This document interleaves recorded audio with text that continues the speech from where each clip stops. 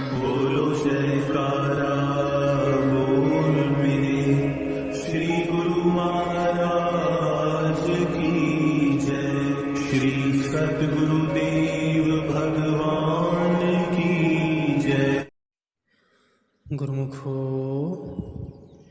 सद्गुरु की है प्रभुताई है कि जो उनके लिए एक कण भर भी भेंट करता है वे उसका कई सहस्त्रों गुना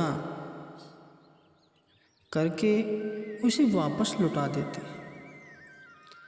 द्रौपदी की ही मिसाल ले लो। द्रौपदी ने अपनी साड़ी का एक टुकड़ा फाड़कर भगवान श्री कृष्ण जी की उंगली में बांधा था, तो भगवान ने उस छोटे से टुकड़े के बदले समय आने पर उसे सहस्त्रों साड़ियाँ प्रदान कर दी थी। यह सब सत्पुरुषों की सेवा करने का प्रताप है। इसी प्रकार सुदामा को एक मुट्ठी भर चावल के बदले उसे अपार धन संपदा का मालिक बना दिया था। श्री गुरु महिमा में वर्णन आया है, जो गुरु को भोजन करवावे मनो त्रिलोक ही न्योत चिहावे। जो श्रद्धा से सद्गुरु को भोजन करवाता है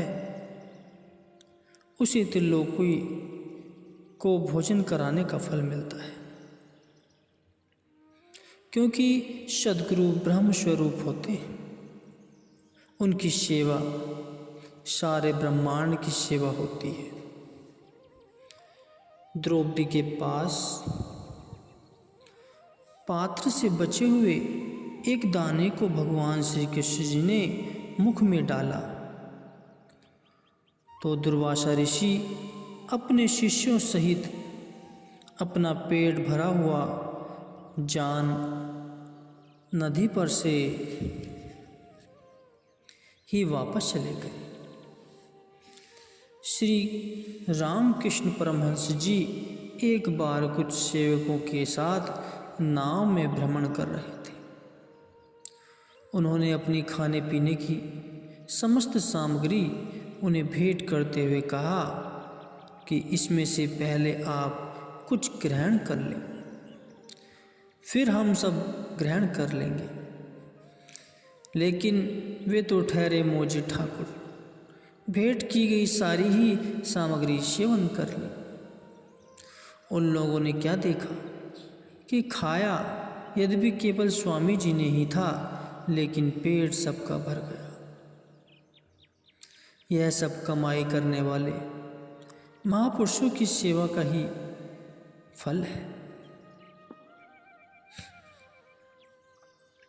एक समय की बात है, एक बार श्री गुरु हरि राय जी के पास एक आदमी आया। उसने विनती की कि पहले मैं बहुत गरीब था, परंतु फिर अमीर हो गया, लेकिन अब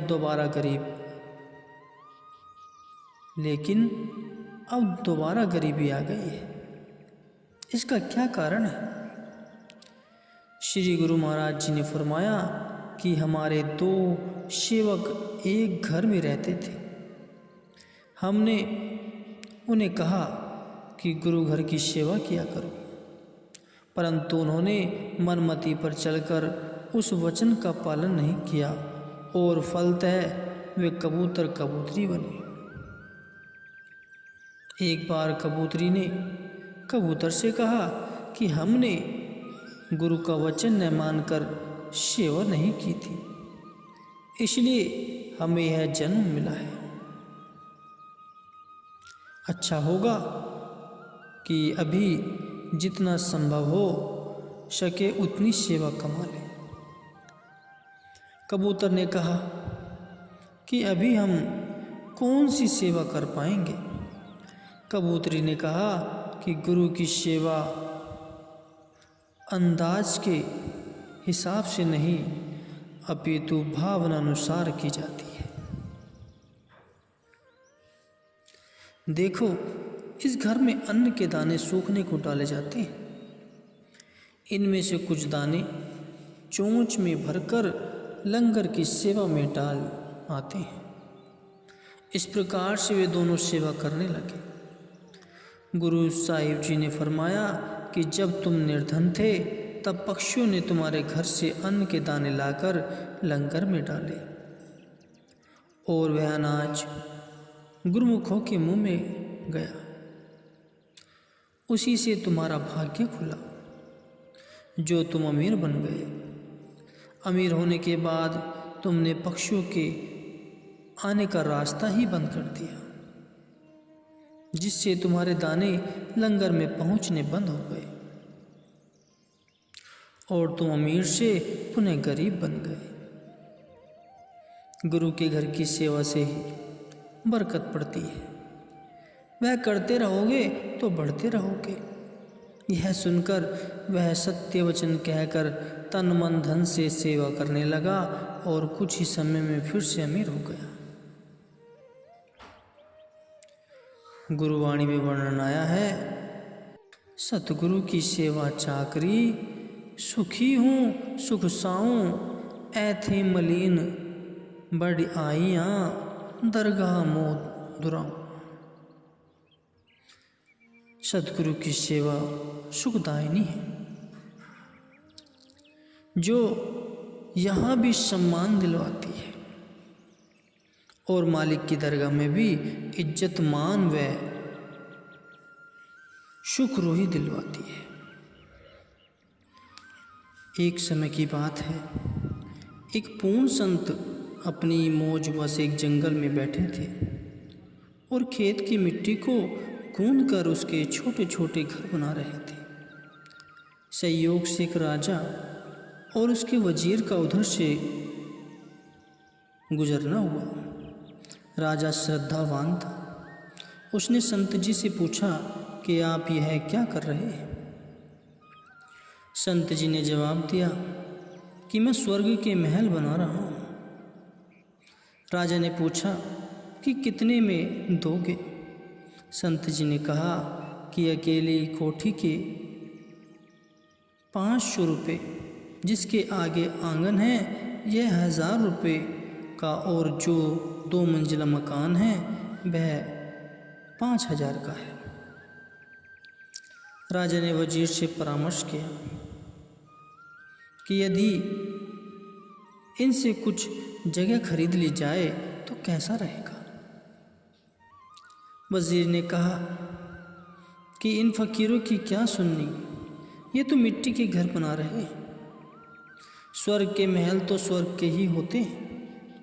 फिर भी यदि आपकी इच्छा हो तो 500 वाली एक छोटी कोठी खरीद लो। 500 रुपये देकर मिट्टी का वह मकान लेकर राजा अपने महल में लौट आया। रात को स्वप्न में राजा क्या देखता है कि उसकी मृत्यु हो गई है और वह स्वर्ग में पहुंच गया है।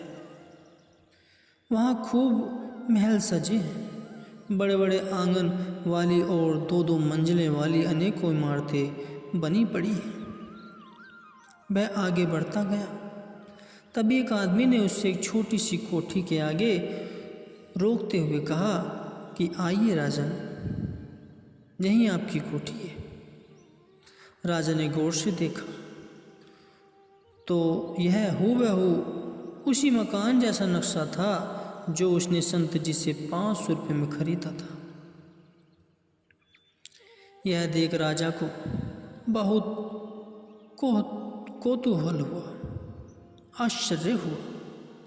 भोर होते ही राजा वजीर को लिए बिना अकेले ही उन संत जी के पास पहुंचा और बहुत सारे धन राशि देते हुए कहने लगा कि मुझे इतने मकान और दे दो। संत जी ने कहा, राजन, वह समय तो अब निकल गया। वे मकान जो कल बनाए थे वे सब कल ही खत्म हो गए। जिसने अवसर से लाभ उठा लिया वही बुद्धिमान है। आपने वजीर की सलाह पर चलकर अपनी श्रद्धा को कमज़ोर किया, इसलिए अब सोचने से तो कोई लाभ न होगा। इसलिए वक्त के संत सदगुरु के दर्शन, सत्संग सेवा का जब भी शुभ अवसर प्राप्त हो पूरा लाभ उठा लेना चाहिए। वास्तव में यही जीव को अपनी पूंजी है।